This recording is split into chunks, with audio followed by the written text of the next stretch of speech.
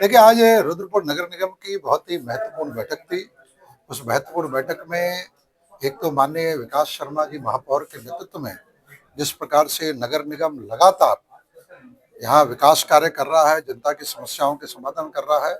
8 महीने के कार्यकाल में ये निश्चित रूप से बहुत सराहनीय है और नगर निगम के प्रयासों से कई सारी विकास योजनाएं इस रुद्रपुर में आई हैं और जनता की समस्याओं का समाधान हुआ है। साथ ही साथ मैंने कुछ चीज़ों को यहाँ पर इंगित किया।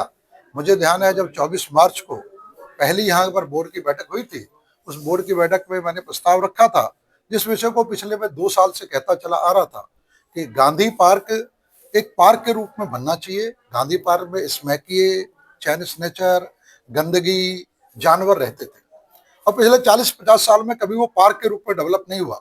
तो रुद्रपुर के अंदर एक अच्छा पार्क बने, ये पहली बोर्ड बैठक में मैंने प्रस्ताव रखा था और आज ये कहते हुए आनंद आ रहा है कि 5.5 करोड़ रुपए से उस गांधी पार्क का टेंडर हो चुका है और टेंडर के बाद उसका निर्माण कार्य बड़ी तेजी से आरंभ होगा। एक बहुत सुंदर पार्क गांधी पार्क इस रुद्रपुर की जनता को समर्पित होगा। साथ ही साथ इस रुद्रपुर को लेके मैंने पहले भी कहा था कि भगवान रुद्र की धरती है, महादेव की धरती है। यहाँ पर अवैध मजारे, अवैध मस्जिदें, उसके स्थान पर यहाँ पर भगवान शिव का त्रिशूल, भगवान शिव का डमरू ये स्थापित होने चाहिए। ये बहुत पहले से इस विषय को हम लेते चले आ रहे थे और हमारे महापौर मेयर विकास शर्मा जी ने भी इस विषय को लिया था। हम दोनों ने मिलकर इस विषय को आगे बढ़ा और बहुत जल्दी ही इंदिरा चौक पर, जहाँ पहले कभी मासूम शाह मियां की मजार होती थी, जो वहाँ हट गई है, इंदिरा चौक से चौड़ीकरण सड़कुल तक का 32 करोड़ रुपए का आरंभ हो चुका है। वहीं पर एक भव्य भगवान शिव का, महादेव का त्रिशूल और डीडी चौक पे डमरू वो भी बहुत तेजी से स्थापित होगा।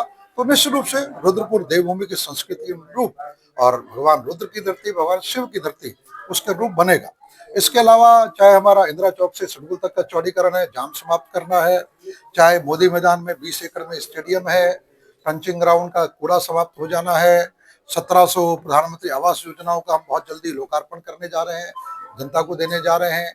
और इस प्रकार से और साथ साथ सबसे बड़ी बात है काशीपुर बाईपास, उसका जाम लगना, तो उसका जाम भी निश्चित रूप से बहुत बड़ी समस्या थी।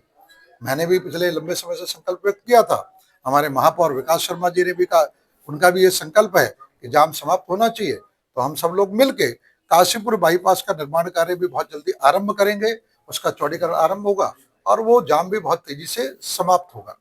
इसके अलावा जिसे कह सकते हैं कि रुद्रपुर की कई अनेकानेक विकास योजनाएं, वो जो चाहे हमारी रिंग रोड है, वो अभी हमारी अगले 3 महीने में जनता को समर्पित होने जा रही है।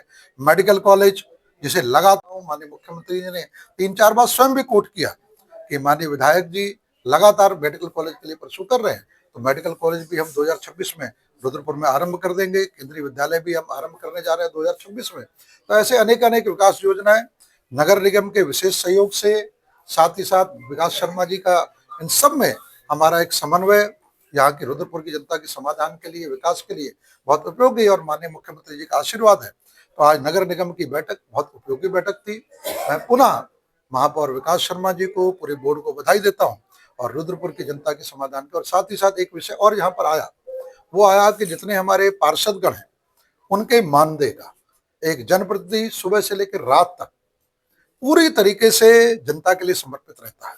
उसका अपना कोई व्यवसाय, अपना काम करने के लिए उस पर अवसर नहीं होता और उसका चाहे ऑफिस चलाना है, उसकी गाड़ी है, उसका फोन है, आएगा का चाय पिलाना है, उसके बहुत सारे खर्चे होते हैं।